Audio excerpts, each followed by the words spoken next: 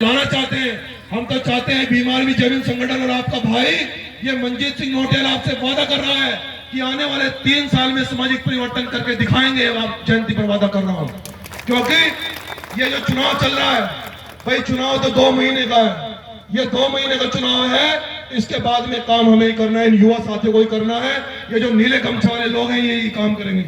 ये 2 महीने का चुनाव, 4 जून के बाद सारे नेता मोबाइल स्विच ऑफ कर लेंगे। आप जानते हैं जब हमारे लोगों को मारा जाता है, पीटा जाता है, उनकी जमीनें छीनी जाती है, सब लोग मोबाइल स्विच ऑफ कर लेते हैं। लेकिन हम आज भी आपके बीच में हैं, कल भी आपके बीच में रहेंगे।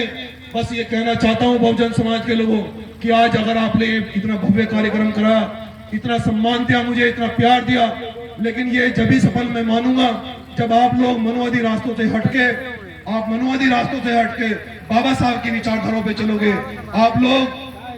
आप लोग अपने घर में संविधान को रखोगे और एक निश्चित रूप से बस अपने कानों में बात को डाल लेना कि कोई, अगर आप अपने घर में संविधान को रखोगे, अगर आप लोग शिक्षित रहोगे, क्योंकि शिक्षा वो शेरनी का दूध है बहनों, जो जितना पिएगा उतना दहाड़ेगा।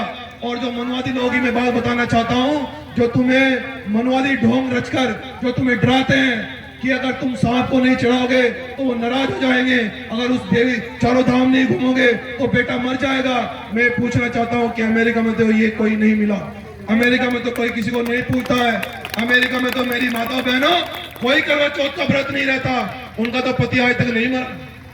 तो फिर यहाँ तुम्हें भ्रम में क्यों रखा है? अच्छा, सारे जितने भी आडंबर है वो भारत में ही क्यों है?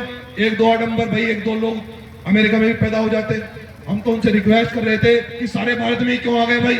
1-2 पाकिस्तान में चले जाते, 1-2 अफगानिस्तान में चले जाते, सारे क्यों गए यहाँ पर? इसलिए है कि तुम्हें मूर्ख बनाया गया, आप लोगों को इसलिए मूर्ख बनाया गया कि तुम्हारी सरकार आ गई, तुम्हारा शासन आ गया, इन अशोक सम्राट के वंशजों का शासन आ गया, इन फूले साहब अम्बेडकर के लोगों का अगर शासन आएगा तो समानता की बात करेंगे। क्योंकि जिस समय आरक्षण की व्यवस्था बाबा साहब डॉक्टर अम्बेडकर संविधान में लिख रहे थे, मैं बहुजन समाज के लोगों आपसे बताना चाहता हूं, जब गांधी जी को पता लगा कि बाबा साहब डॉक्टर अम्बेडकर संविधान में आरक्षण चाहते हैं तो गांधी जी नाराज हो गए थे मेरी माताओं बहनों। जब आरक्षण महिलाओं के लिए, आरक्षण का मतलब है कि अगर 10 कुर्सी यहाँ बिछी है तो 2 कुर्सी पर महिला बैठे ही बैठेंगे, चाहे कुछ भी हो जाए, और 2 कुर्सी पर पुरुष बैठे ही बैठेंगे। आरक्षण का मतलब ये है कि बहुजन दलितों का, पिछड़ों का प्रतिनिधित्व हर जगह रहेगा, ये आरक्षण का मतलब है। और बाबा साहब आरक्षण इसलिए चाहते थे कि मेरा समाज पिछड़ा हुआ है कि उसको बराबर आने का अवसर मिले, वो इसलिए चाहते थे।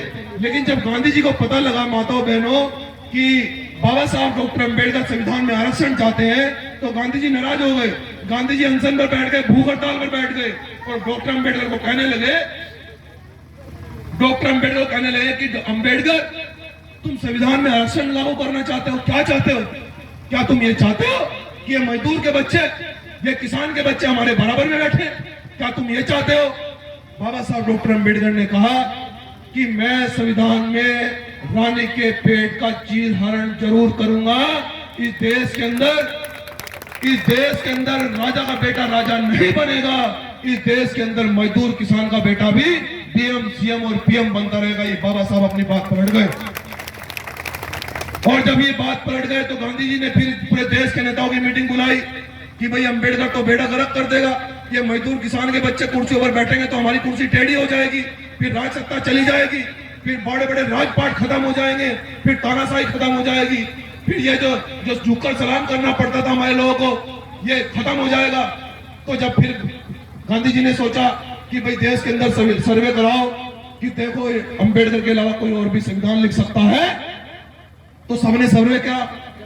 तो फिर ये कहा गांधी जी को कि ये दूध केवल ऐसा माई का लाल केवल बाबा साहब डॉक्टर अम्बेडकर ही है जो देश का संविधान लिख सकता है। गांधी जी और किसी के माई के लाल में दूध नहीं पिया जो संविधान को लिख सके। ये सफर ये उस समय हुआ जब हमारे समाज को यही नहीं पता था कि सम्मान और सम्मान होता क्या है, डीएम, कलेक्टर और पीएम और सीएम होता क्या है। तो इसलिए बहुजन समाज के लोगों, बाबा साहब डॉक्टर अम्बेडकर ने पूरे देश के नेताओं का विरोध झेल के आरक्षण की व्यवस्था लागू करी और वोट का अधिकार दिया आपको। जो बड़े बड़े पूंजीपति और ताना साहब आपके घर पे सर झुकाने आते हैं, वोट मांगने के लिए आते हैं, तो ये बाबा साहब डॉक्टर अम्बेडकर की देन है कि एक मजदूर के वोट की कीमत भी उतनी होगी जितनी प्रधानमंत्री के वोट की कीमत होगी बहुजन समाज के लोगों। तो इसलिए आपको ये जानना है आपको ये समझना है कि बाबा साहब डॉक्टर अंबेडकर के अलावा हमारी कोई मुक्ति नहीं हो सकती है। बाबा साहब डॉक्टर के अंबेडकर के अलावा हमें कोई मुक्ति नहीं दिला सकता। अगर कोई गुलामी की बेड़ी अगर कोई तोड़ सकता है तो बाबा साहब डॉक्टर अंबेडकर की विचार रहा है।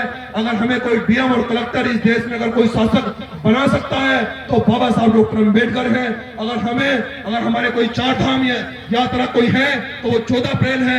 अगर हमारी कोई देवी देवता है, अगर हमारा कोई पीर पैगंबर है तो वो 14 अप्रैल को जन्मे बाबा साहब डॉक्टर अंबेडकर है। अगर हमारा कोई रहबर है तो बाबा साहब डॉक्टर अंबेडकर है। बहनों माताओं, ये अपने बात में दिमाग में डाल लेना, क्योंकि आज नहीं तो कल मानोगे, कल नहीं तो परसों मानोगे, जिस दिन ज्ञान हो जाएगा। लेकिन जब समय निकल जाएगा, जब ये मनवादी लोग फिर से मनुस्मृति लागू कर देंगे, क्योंकि समय बहुत कम है।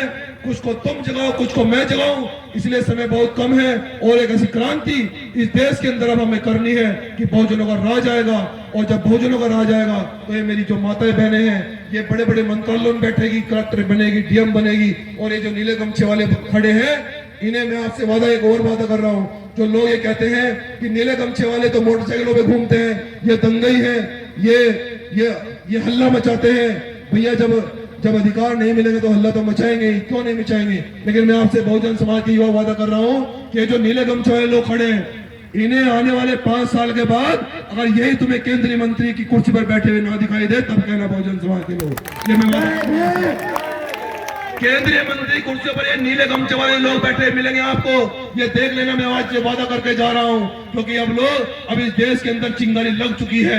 अब इस देश के अंदर वो चिंगारी लग चुकी सी है कि बहुजन समाज इस देश के अंदर राज करके रहेगा। और मैं अपनी बात को